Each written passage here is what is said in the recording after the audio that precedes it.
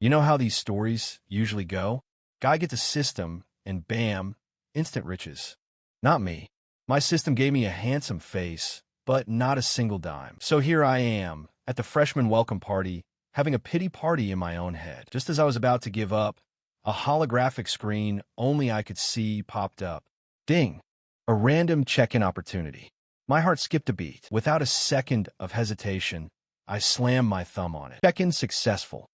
And the reward? An Aston Martin. My eyes lit up like high beams. Oh, baby. Finally, something good. I immediately stood up, ready to sprint to that parking lot. My roommate Brad grabbed me. Bro, where you going? Lily's about to go on stage. A campus goddess? Who cares when a V12 engine is waiting for you? Life or death emergency, I said. Catch you later. I heard Timmy mutter, what's more important than looking at pretty girls? A few minutes later, I found it. The pristine, white Aston Martin sparkled under the lights, drawing jealous stares from everyone who walked by. I couldn't help but whistle. Overjoyed, I pressed the unlock button on the key fob. The car chirped, and its headlights flashed like a beast opening its eyes. I slid into the driver's seat. It hugged my body perfectly. Interior was minimalist, but screamed, I cost more than your life. I started the engine, itching to feel its raw power on the open road. But just as I merged onto the street, I hit a red light. Like a good citizen, I stopped. And that's when I noticed a brand new Porsche nearby. The girl behind the wheel immediately caught my eye. Her eyes were like a startled deer's, giving off a helpless vibe that made you want to protect her. The older woman in the passenger seat, however, was nagging her nonstop. Chloe looked obedient, but her face screamed, my sister is such a nag.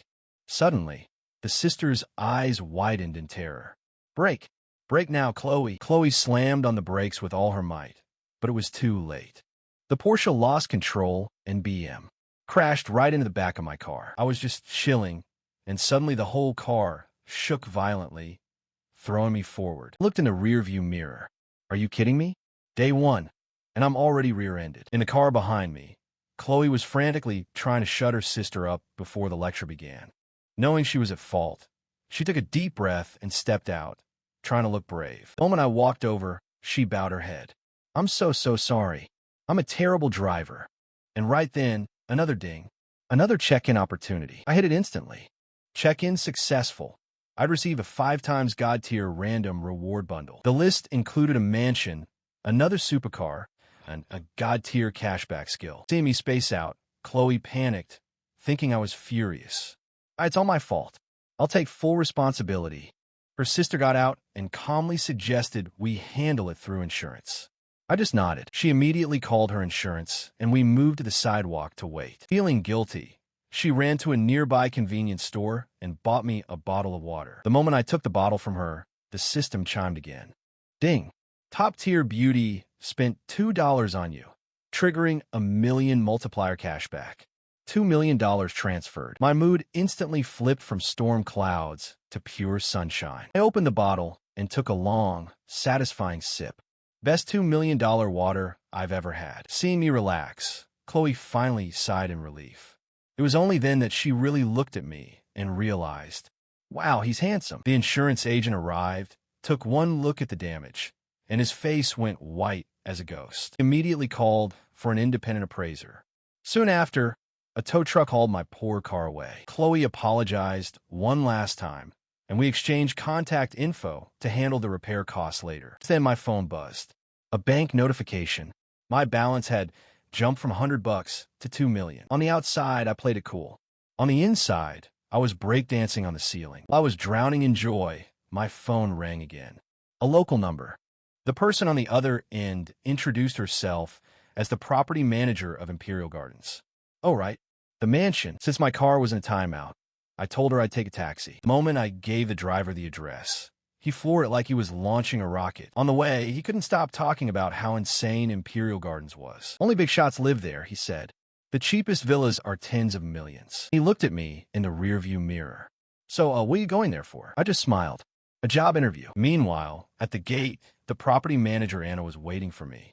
The whole staff was preparing a red carpet welcome for the mysterious new owner of Villa Number 1. She insisted on waiting right at the gate, refusing to risk any mistake. So when my taxi rolled up, it was like seeing a unicorn in a boardroom. The next second, Anna's eyes lit up, and she sprinted toward my cab. Inside, the driver's eyes bulged out of his head, seeing the welcome banner for the owner of Villa Number 1. The car stopped. I calmly pulled out my phone to pay the fare. As I looked up, Anna was already there, opening my door. Her voice was sweeter than honey. "Hello, you must be Mr. Felix." I nodded. The moment I confirmed it, Anna froze completely. Her mind was racing. This guy is the owner of Villa Number 1? He's barely 20. She and her colleagues had guessed the owner would be some old, chubby billionaire. Not me. Anna was a pro. She quickly swallowed her shock and bowed. "Mr. Felix, I have the ownership contract right here. If you'll please sign, I will personally give you a tour." The taxi driver heard her and froze. He looked at me like I'd just landed from another planet. He was probably wondering why a supposed billionaire was in his cab. I just ignored him and got out. My eyes landed on Anna, still bowing. From my height, the view was surprisingly spectacular. She led me to a customized golf cart, ready to take me to the villa since I hadn't driven here. On the way, I could see my new home. Villa Number 1 was in a class of its own. The cart stopped, and she rushed to open the doors for me. "Mr. Felix, please come in." I nodded and walked in like I owned the place. Which I guess I did. "I'll record your biometric data now," she said efficiently. A moment later, my fingerprints were registered. The heavy doors clicked open. Grand Hall was brilliantly lit and felt incredibly relaxing. It was luxury to the extreme. Anna followed behind me, explaining the various features as I soaked in the sheer wealth of the place. "Mr. Felix, I'm also the exclusive manager for your villa," she said respectfully. "If you need anything, I'll handle it immediately." I just nodded. "Sound good." Then my phone rang. I checked the caller ID and picked up. I told the delivery guy, "I'll send you the address. Just drop the cargo here." After I hung up, Anna excused herself to finalize my registration. I gave her the okay, and she left. I spent some time exploring every corner of my new place before heading to the master bedroom for a shower. Not long after, Anna came back in with a stack of papers that needed my signature. That's when I came downstairs, fresh from my shower and looking for some water. Hearing my footsteps, she looked up, and our eyes locked. She froze, staring at me, her face turning the color of a ripe tomato. Her eyes were glued to my abs. Apparently, my physique was insane. She was probably realizing I was the classic lean in a suit, ripped underneath type. After a moment too long, she finally panicked. "Felix," she squeaked. Her seeing me there startled me too. I hadn't expected her back so soon. "Oops, sorry about that," I said, turning to head back to my room. After getting properly dressed, I came back down. Anna was still standing there, head bowed, pretending to study her papers. But I knew she was just replaying the scene in her head on a loop. Just thinking about it made her face burn even hotter. She even started fanning herself. While she was drowning in embarrassment, her phone rang. It was the main office. After listening, she turned to me. "Mr. Felix, let me ask. There's a large transport truck at the main gate. They say they have a delivery for you. Should we let them in?" Hearing this, a smirk appeared on my face. "Yep, let them in." She approved it and went outside to wait. Soon, the truck rumbled up. The driver hopped out. "Hello, you must be Mr. Felix," he asked. I just nodded. He handed me some papers and started yelling at his crew to unload the cargo. Anna walked up to me, completely bewildered. "Mr. Felix, what on earth did you order?" Before I could answer, the workers revealed what was inside. Two objects, clearly cars. Judging by the shape, Anna's eyes went wide. Of course, they're cars. I stood there, arms crossed. I knew exactly what they were. My check-in rewards. A smile crept into my eyes. I walked over and grabbed the edge of the first cover. With one pull, I revealed the Lamborghini Veneno to the world. The silver-gray body looked absurdly expensive, like a phantom exuding a magnetic pull. I pressed the key. The scissor doors swung upward in a pose of pure arrogance. Satisfied, I walked to the second car and pulled off its cover. A dazzling, fiery red supercar appeared. It radiated an overwhelming charisma, like a supermodel. Even parked next to the Veneno, it completely held its own. Beside me, Anna slapped both hands over her mouth, trying not to scream. Her mind was blown. No wonder he took a taxi, she must have thought. His cars just hadn't arrived yet. Seeing me get into the car, she snapped out of it and sprinted to open the garage doors for me. I smoothly drove both beasts into the garage. I didn't get out right away. I had to admire the interior. An expensive Hublot clock on the dash, carbon fiber, titanium, and holographic touchscreens I could control with hand gestures. Peak engineering. Hopped into the Veneno. Firing it up sounded like waking an ancient dragon. The power was intoxicating. After admiring my new toys, I headed back inside, Anna trailing behind me. "Mr. Felix," she began, "we offer a bespoke tailoring service. Would you be interested?" "Premium service indeed." I nodded. "Sure. Thanks for the trouble." "No trouble at all."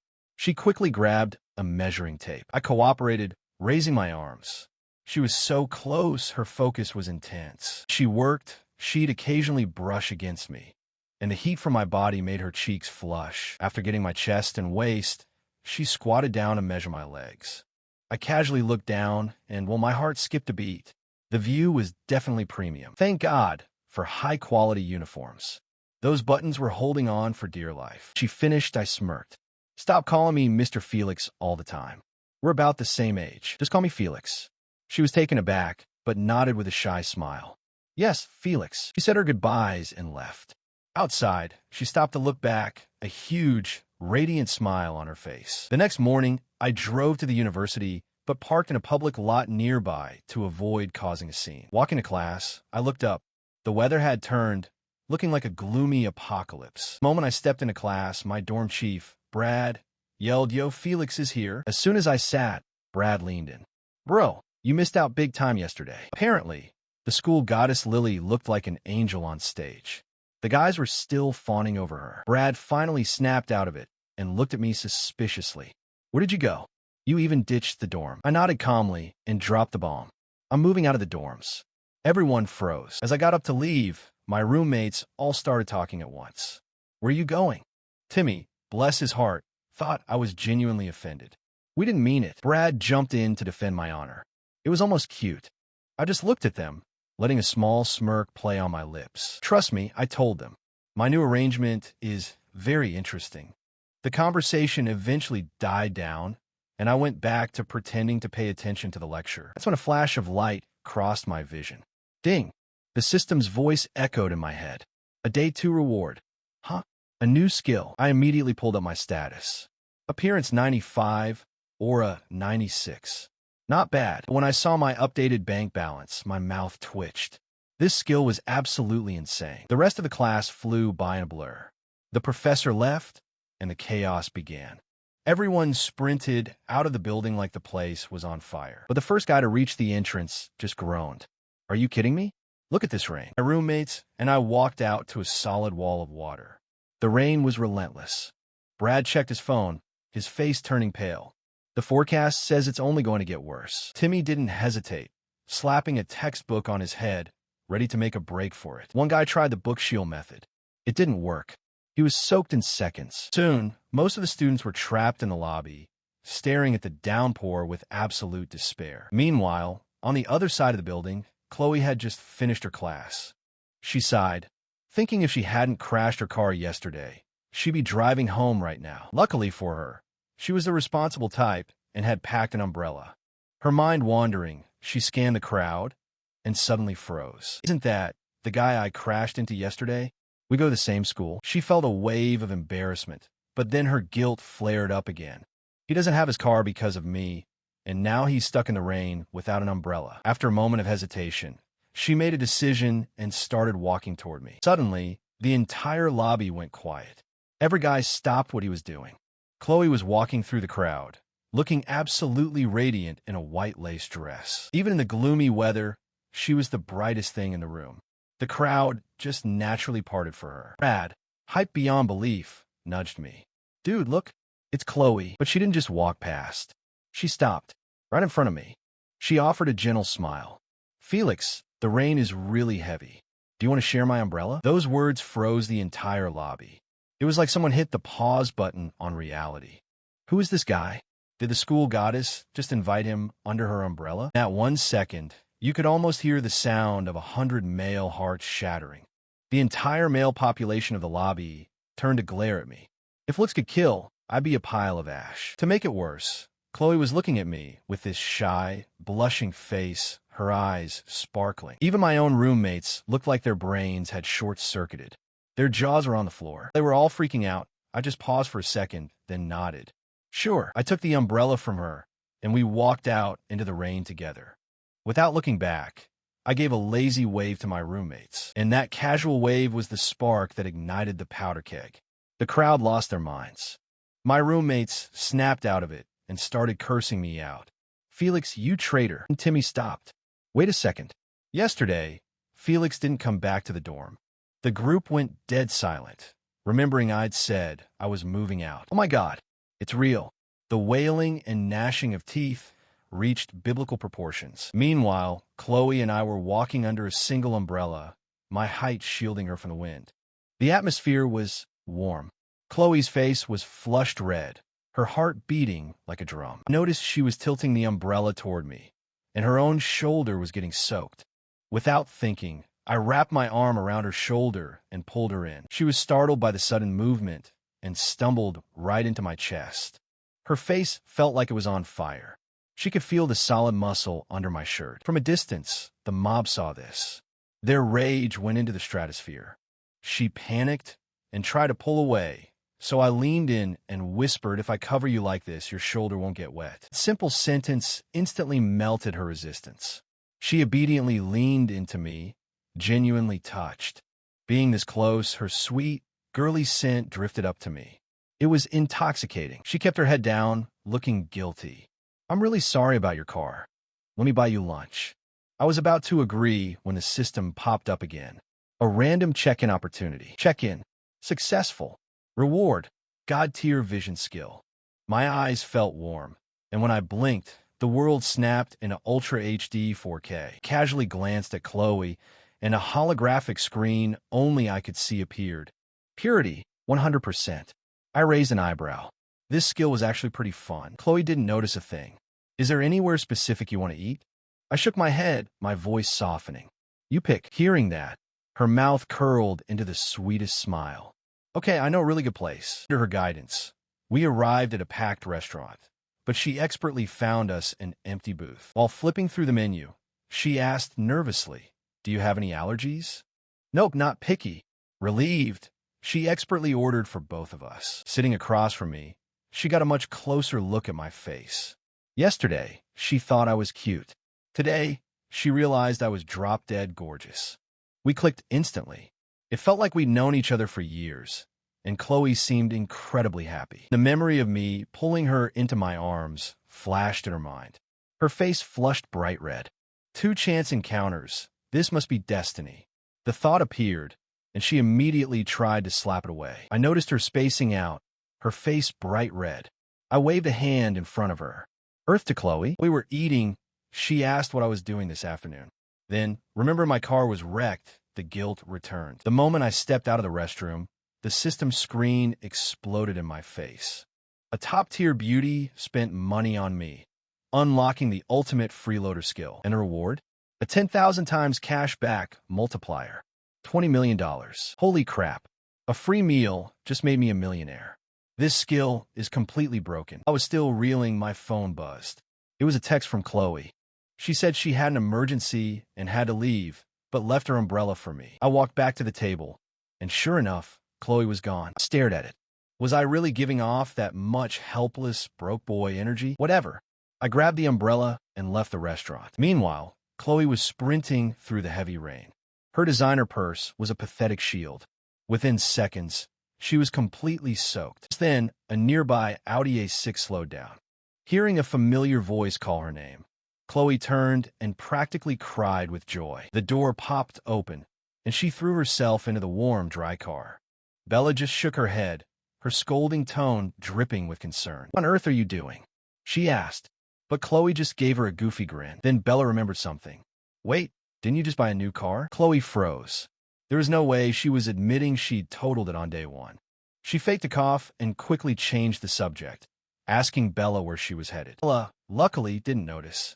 She said she was going to her antique shop. Meanwhile, in a parking lot near the university, a guy named Mason stopped dead in his tracks. He pointed, completely stunned. "Guys, look at that." His friends turned and were instantly hypnotized. Jaws dropped all around. "Dude," Mason's mouth twitched. "This is a limited edition. There are only a handful in the entire world." He leaned in and actually wiped a tiny speck of dust off the hood. A true car fanatic. That's when I walked into the lot, holding Chloe's umbrella. I saw them swarm in my car and frowned, pulling out the key fob. Hit the unlock button. The headlights flashed twice, blinding everyone. The sudden flash made them all jump back instinctively. They spun around to see who triggered it, and saw me. Seeing my face, the crowd gasped. How could the owner be this young? He walked over calmly. What's going on? Is there a problem? Mason immediately switched to his friendliest smile. No problem at all. He explained they were just admiring the car, calling it the king of the lot. Seeing I wasn't mad, the whole group relaxed and started showering me with compliments. Bro, your ride is legendary. This thing is a weapon. The praise just kept coming. Mason, desperate to network, eagerly introduced himself. I noted their friendly attitude, nodded, and introduced myself. I am Felix. And Mason threw out an invitation to hang out at his family shop. Faced with their enthusiasm, and with nothing else to do, I smiled. Sure, why not? The group cheered, and suddenly I was part of an insanely flashy car parade. We pulled up to a traditional antique-style building that oozed classic elegance. Found myself admiring the architecture. Noticing my gaze, Mason smiled proudly. This is my family shop. I understood perfectly. You might not make a sale for 3 years, but one sale feeds you for 3 years. Just then, one of the girls pointed out another car. Mason groaned. He complained about his sister, but since we were already there, he let us inside. We stepped inside. I saw her. An elegant woman, gracefully brewing tea. The fragrant scent of tea filled the room, but the peace was about to be broken. Mason burst in, yelling, "Sis, why didn't you tell me you were coming?" She just rolled her eyes and gently scolded him for being so loud. But then she smiled warmly at the rest of us. "Since you're here, take a seat." As she spoke, her eyes finally landed on me, and she paused. She'd never seen me before. She was wondering where Mason found a friend with my kind of aura. The moment our eyes met, the system popped up. Physique 96. Purity 100. I scanned the stats and took a better look at her. Even sitting down, she couldn't hide her incredibly long legs or her generous curves. The system's 96 rating wasn't lying. It was impossible not to stare. Mason finally introduced us. "Sis, this is my friend, Felix." She gave me an intriguing smile. "Nice to meet you, Felix." She liked my mysterious vibe and went to get another cup for me. Returning, she poured a cup just for me. "Please try it." I took the cup, thanking her. The rich flavor filled my mouth. I stayed quiet, looking around the shop instead of joining the chatter. My eyes landed on a pastel porcelain plate, and suddenly, the system screen flashed again. Information about the plate's history and value appeared in my mind. I paused. Wait, so God-tier vision isn't just for checking out girls? It's a built-in antique appraiser. This was a real-life cheat code. A smirk appeared on my face as I calmly sipped my tea. After a bit, I put my cup down and started examining the antiques more closely. Seeing this, Bella leaned over to Mason. "I've never seen this friend of yours. When did you meet him?" Mason didn't hold back. "He's insanely rich, sis. Drives a limited edition Lamborghini." He told her I just seemed cool, so he invited me along. Then he added a warning. "Don't treat him like some random tourist to fleece, okay?" I named my price for the porcelain plate, and Bella's professional smile shattered instantly. You could have heard a pin drop. The entire group of rich kids just froze. The price tag clearly read $100,000. I'd offered 30. It's a 70% discount, and I said it without even blinking. I then proceeded to give her a masterclass on why it was only worth my offer. The wear on the base, the common shape. The market value is around $30,000. She was utterly speechless. She thought she'd found a whale. Instead, she ran into a shark. Her glare at Mason screamed, "Where did you find this monster?" He just shrugged helplessly. She tried to haggle. "That's a bit brutal. Could you come up a little?" Didn't budge. "You're not losing money." "Plus, I plan to buy a lot." Those 4 little words changed everything. Her face lit up like a Christmas tree. Suddenly, her brother was her favorite person again. "All right, $30,000 it is." My eyes swept the room. That one, and that one." The crowd gasped. I was pointing at items worth millions. Bella figured she was about to make a killing on these pieces. But then I dropped the hammer. Actually, skip those 3. I'll take everything else on the entire first floor. Every jaw in the room hit the floor. Mason looked at me like I'd grown a second head. Bella was stunned silent for a few seconds. Then the biggest smile I'd ever seen erupted on her face. But just as she was about to celebrate, I cut her off. I'll price them for you, item by item. And so it began. I walked her through her own store, appraising everything. Slowly but surely, her complexion darkened, and her mouth started to twitch. To her, I must have looked like a demon. I knew every detail, every flaw, every price. She looked like she was about to cry. The prices were just too low for her. Yes, she was making a profit, but it was peanuts compared to her usual margins. But it was a guaranteed bulk sale. It felt like swallowing glass, but she had to take it. Meanwhile, Mason and his friends were completely in awe. Their respect for me was skyrocketing. Stopped at a large vase, squinted, and gave my verdict. Excellent condition. $80,000. I'll take it. But before my hand could touch it, Bella snatched it away, hugging it like her life depended on it. Oh, not this one. Turns out my offer was almost exactly what she paid for it. It felt like a personal attack to her. This vase was her last shred of dignity. She shot another death glare at her brother, who just blinked back, completely clueless. She yelled, "Not selling. Don't you dare look at it," and squatted on the floor, looking pathetic. The contrast was hilarious, but the girls in the group started looking at me like I was a villain. Even Mason took a step away from me. Okay, maybe I went a little too far. I sighed and squatted down next to her. Hey, boss lady, don't be like that. Fine, I won't buy this vase, okay? She slowly stood, still not convinced. You promise you're not buying it? Nodded. She let out a massive sigh of relief and put the vase back. All right, fun's over. Time to close the deal. Since I'm buying half your store, shouldn't you show a little appreciation? She took a deep breath. A free gift? I grinned. That's how business is done, right? The look on her face. She was so angry she actually laughed. I could feel the murderous intent. You want freebies after barely letting me make a dime? She snapped. I just shrugged. Okay then. I guess I'll just cancel the whole order. Checkmate. Fine, you win, she said through gritted teeth. She stomped into the back and came out with a small wooden box. Inside was a top-tier jade bracelet, exquisitely carved. Mason's eyes went wide. Sis, isn't that? One look from her, and he shut up instantly. Loved it. I reached out to examine it, and the second my fingers touched the jade, the system screen exploded in my vision. 1,000 times cash back. 80 million. $. It wasn't the billionaire-making multiplier I'd hoped for, but hey, free jade and 80 million? I'll take it. Smirking, I told her, tally up the total. I'm paying now. Hearing the magic word paying, her mood did a 180. Her fingers were a blur on the calculator. Card or transfer? She asked. I just handed her my card. She snatched it and swiped it so fast I thought she'd break the machine. While she did that, I checked my own balance. Seeing nearly 90 million put me in a great mood. This wasn't shopping, it was high-yield investing. The system's rewards were just too good. When the receipt started printing, their eyes nearly fell out of their sockets. $40 million. On a random Tuesday afternoon. They couldn't believe it. They were in the presence of a true titan, and their eyes were filled with genuine respect. Bella was on cloud 9. Her yearly sales quota was crushed in a single afternoon. I was happy too. You have a second floor, right? Show me. Mason rallied the troops, and the whole entourage eagerly followed us up. Second floor was different. Massive, quiet, with several locked rooms. The real treasures. She led us into a climate-controlled room. The group gasped. This was another level entirely. She put on white gloves just to open one box, revealing a landscape painting from a master. The system instantly fed me the details. Each of these was worth tens of millions. She was eager to show them off, but before I could even ask, she cut me off. These are managed strictly by the family elders. I nodded. I understood. For now, just as we finished packing, a burning heat surged through my entire body. The system chimed. A new reward.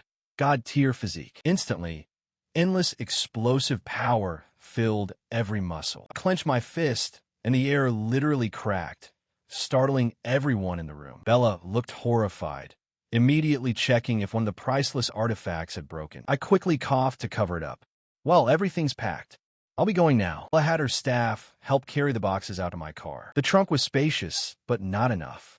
The rest went onto the passenger seat. I thanked them all and drove off into the night. Meanwhile, back at the shop, Bella was apparently taking her frustration out on Mason. How are you supposed to inherit the family business like this? He looked completely wronged. What did I do? I brought you a VIP. Before he could say I'd scammed her, she shut him up real quick. Then, Mason decided to change the subject, remembering something. Hey sis, I saw how much Felix liked that bracelet you gave him. Her face went red. She immediately put her boss face back on and ran inside. Back at my villa, Anna was finishing her daily duties, arranging some flowers. Just then, she heard the roar of my V12 engine pulling up. She ran outside, just as I parked. Felix, you're back. I smiled. Perfect timing. Need a hand. Anna hurried over as I started lifting the boxes out. Made a few trips back and forth, clearing out the car. As she was carrying a box inside, a piece of paper fell to the ground. She stopped to pick it up. What's this? It was the receipt for the antiques. She froze. Her eyes landed on the total price.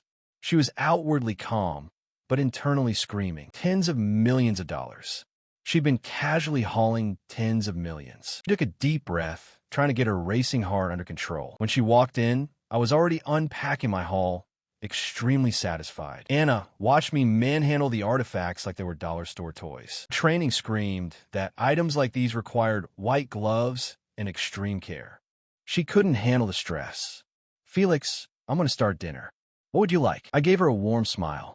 Whatever you want to make is fine. A little while later, she called me for dinner. The moment she brought the dishes out, a mouth-watering aroma filled the entire room. I washed my hands and sat down, immediately impressed. Your cooking skills are amazing, I told her. She smiled, saying she needed to get back to work. I quickly stopped her. Work and wait. Eat with me. She heard the sincerity in my voice, and, after a second, she agreed. All right then, she said, sitting down across from me. I took a bite of the ribs. The flavor was incredible. Seriously, I said, this is amazing. You could be a master chef. She blushed, looking incredibly shy and cute as she scooped some rice. After we finished eating, I pointed to the boxes. Let's use these to decorate. Anna actually squeaked. Huh? She understood the words, but the sentence made no sense. These were national treasures. Shouldn't they be in a vault? But I just picked one up. It's a vase. Let's put flowers in it. See how it looks. Anna's brain just about broke. Was this what being ultra-rich did to you? She had never met an owner this casually insane. But she nodded and did as I asked. She carefully poured water into it and arranged her flowers inside. Instantly, the entire villa came alive. The mood improved significantly. I sat on the sofa, feeling amazing. I got them for free, made $80 million, and now they make my house look great. Maximum utility. And just as I was basking in it, the system pinged me again. Another check-in. This time, the reward was a god-tier guard dog. A guard dog? I was intrigued. After Anna left for the day, I went out to the courtyard to check it out. That's when I saw it. A massive black shadow, charging towards the gates. It was moving at a terrifying speed. It reached the gate. I finally got a clear look. It was a Belgian Mastiff, but absurdly huge, the size of a full-grown lion. Its physique was breathtaking. A terrifyingly beautiful beast. Holy crap. Just looking at it, I already felt perfectly safe. System delivers again. But the dog didn't stop at the gate. It used its momentum to leap clean over the massive fence, charging straight for me. Yep, definitely a system reward. This thing is ferocious. If I didn't have my new physique, I probably would have flinched. Getting tackled by this monster would have been bad news. It slid to a halt right in front of me, panting heavily.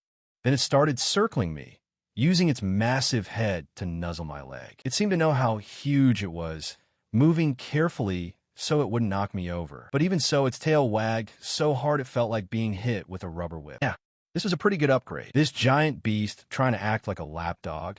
I couldn't help but laugh. I reached out, stroking its incredibly soft coat. Then I looked around the empty yard, and it hit me. I had nothing prepared for him. No doghouse, no leash, not even a water bowl. A dog this incredible deserved the best, and I wasn't going to let him rough it. Check my watch. It was still early enough to run out. Okay, I'm going to go buy you some stuff.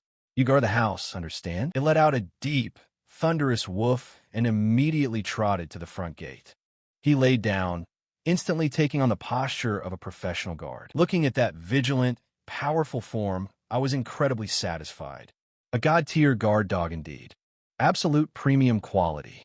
I happily walked to the garage, hopped in my car, and drove out of Imperial Gardens. Since I'd lived in the city for years, I knew my way around and quickly found the local pet district.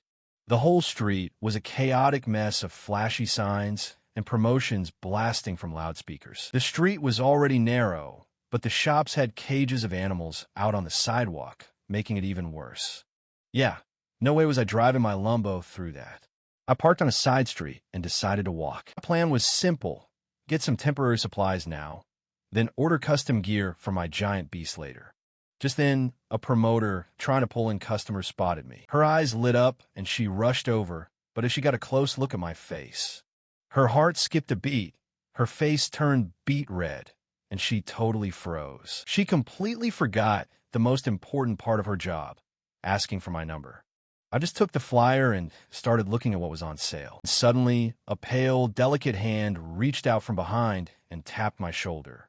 Thanks to my new reflexes, I spun around in a flash, and I was met with an incredibly beautiful face, smiling like a flower in bloom. She was tall, and her simple light blue tracksuit couldn't hide her perfect figure. I was a little surprised just looking at her, but then my attention was stolen by the little creature she was holding. Ragdoll cat, just lounging there. Not gonna lie, I was a little jealous. Seeing me spin around so fast made her pause, but then her eyes scanned my face, and she gasped. Felix? Instantly, the system screen popped up. Physique 98, Purity 100%. Recognizing the name, a smile touched my lips. Hey, Fiona. Seeing that I remembered her, her mood skyrocketed. Oh my God, you got so handsome. People talk about glow-ups, but I never expected a guy to change this much. She admitted, I only dared to look at you from a distance earlier. I almost didn't recognize you. She wasn't hiding her admiration. I was good-looking before, but now, I was on another level. I smiled, memories of high school flooding back. She was the undisputed school goddess back then. We didn't talk much until she asked me to perform on stage with her. Even though I was just average, that moment was one of the few highlights of my teen years. After that, we got closer. She looked out for me a lot. But after graduation, we drifted apart. I never expected to see her again. Long time no see, I said. You're getting prettier by the day. And it wasn't just flattery. The system rated her a 98. That's even higher than Bella. What brings you here? I asked. She laughed, buying food for this little guy. I was heading to Luke's shop. Luke? I smirked. He was another guy from our old study group. That guy opened a pet shop? My surprise was genuine, and Fiona shook her head in disbelief. You really didn't know? Then she seemed to figure something out. She probably thought I'd isolated myself because my family was poor. She kept it to herself, though. Her mind flashed back to graduation. A gift she was too shy to give, words left unspoken. Looking at me now, she made a decision. If fate brought them together again, she had to seize the chance. She was so lost in thought I had to chuckle. What's on your mind, Miss Goddess? Nothing. Nothing. She waved her hands, her face flushing pink. She quickly changed the subject. We had a few class reunions, but you never came. She explained that Luke bombed his college exams and eventually dropped out of community college. His dad gave him some money, and since he always loved animals, he opened a pet shop. I nodded slowly. I knew about the reunions, but I'd always ignored the invites. Back then, I was basically a background character. Going would have just been awkward. Seeing my expression, Fiona pouted. Honestly, you were right not to go. Our old class president, Leo, and his little minions are so arrogant now. It's sickening, so fake. Other people are full of it, but they're literally full of garbage. After her rant, she finally asked, Anyway, what are you doing here? Buying dog food and some supplies, I said. Figured I'd come take a look. Fiona smiled sweetly. Oh, perfect. I'll take you to Luke's shop. He only sells authentic stuff. As we walked, she talked nonstop about pet supplies, and I listened attentively. After a short walk, Fiona pointed to a modest shop. Look, that's Luke's place. It was clean and professional, very much like Luke's personality. He clearly took his business seriously. Fiona walked ahead and pushed the door open, a soft bell chiming as we entered. We saw a figure squatting down, talking gently to one of the animals. Be a good boy, eat up. Hearing the bell, he stood up. Fiona winked. Hey, Luke, look who I brought. He looked behind her, saw me, and froze. Then pure joy exploded on his face. Holy crap, Felix. He was so ecstatic he ran around like a headless chicken, grabbing a chair, water, snacks. All right, calm down and sit. I laughed, feeling a warm glow in my chest. The bond was still there. I looked around the shop. It was spotless. Even with all the animals, it smelled faintly of jasmine. Finished up, washed his hands, and walked over. So, Felix, what brings you in today? When I told Luke what I needed, he just grinned. No problem at all. I've got everything you need. But hold your horses, he said, his smile widening. Let's hitch up first. The three of us sat together, swapping old stories, and just laughing. The vibe was perfect, like we'd time-traveled right back to high school. Suddenly, an obnoxiously loud engine roar echoed from outside. Sound startled everyone in the shop. We all looked toward the door as an Audi A6 violently pulled up. The exhaust was definitely modified to be as loud and obnoxious as possible. Inside the shop, the sleeping pets woke up in a panic. A dog started barking, and the rag doll in Fiona's arms squirmed anxiously. "Hey, it's okay," Fiona soothed the cat, but her eyes shot daggers toward the car. Audi's doors popped open, and a few young guys stepped out. Seeing them, Fiona frowned in absolute disgust. She leaned close to my ear and whispered, "Ugh, today is the worst. How do we run into them here?" I raised an eyebrow, and she subtly gestured outside. I narrowed my eyes, looking through the glass. They weren't strangers. Leading the pack was our old high school class president, Leo. Following behind him was his classic lackey. Some things never change. I immediately understood. Running into these clowns was bad luck. Leo pushed the door open with the arrogance of a king. His face immediately scrunched up. "What is this tiny shack? It smells awful." But then he spotted Fiona sitting inside, and his entire face did a 180, slapping on a greasy, overconfident smile. His eyes lit up, and his lackey gawked at how stunning she looked. Leo puffed out his chest, ready to walk over and flirt. But then he noticed the guy sitting right next to her. We were sitting very close. Fiona's warm, smiling face instantly turned freezing cold. Leo's good mood vanished. He glared at me. Seeing my face clearly, he paused, then recognized me. Well, he sneered, "if it isn't Felix." His tone was incredibly hostile. He remembered me as the quiet background character from high school. "Man, you've been a ghost these past few years," he said with sarcasm. "We invited you to so many reunions, and you never showed. Acting like a big shot, huh?" Took me up and down with blatant disrespect. Before he could continue, Fiona cut him off sharply. "If you don't have anything nice to say, don't say it. Nobody forced you to talk," she added, having reached her limit. Hearing Fiona defend me, Leo's face turned ugly. But since she was the goddess, he chose to swallow his anger. His lackey, however, glared at me with pure venom. Luke immediately sensed the tension and tried to change the subject. "Felix, how did you get here? Can you carry all this stuff?" He had already prepared a mountain of dog supplies for me. I looked at the pile and laughed. "Yeah, definitely not. The car only seats two, let alone taking all this." I pulled out my phone. "How much for all this?" Luke immediately waved his hands. "What money? Just take it." I shook my head, looking at him seriously. "No way. If you don't take my money, I'm never showing my face in here again." Seeing my serious expression, Luke knew I wasn't joking and gave me the cost. I didn't say a word, just scanned his QR code and paid instantly. Luke scratched his head. "All right, just leave it here. I'll deliver it to you later." I nodded and stood up, ready to go get my car. Seeing me stand, Fiona jumped up immediately. "Wait for me. I'm coming with you." I looked at her as she stared right back, blinking cutely. "What? You just going to abandon me?" "It's Jokel the Hairpout." "All right, Fine. I'll give you a ride." Seeing Fiona about to leave with me, Leo panicked. He rushed forward, putting on his cool guy smile. "Fiona, let me give you a ride." He proudly pointed to the obnoxious Audi A6 out front, looking incredibly smug. Fiona slowly turned her head and looked at Leo's greasy face. It made her nauseous. Without a second thought, she ran over to my side, not even bothering to look back at him. Her choice couldn't have been clearer. Leo's face contorted in rage. As we walked away, Fiona complained, "Those guys are so annoying." But I could see she was secretly thankful to have an excuse to get a ride. We kept walking, and soon we arrived at the public parking lot. Fiona watched as I didn't stop at the scooter racks, but kept walking. She looked confused. "Felix, where's your scooter?" I pointed a little further ahead. "Over there." Pulled the key fob from my pocket, gave it a light press, and the fiery red Lamborghini supercar flashed its lights.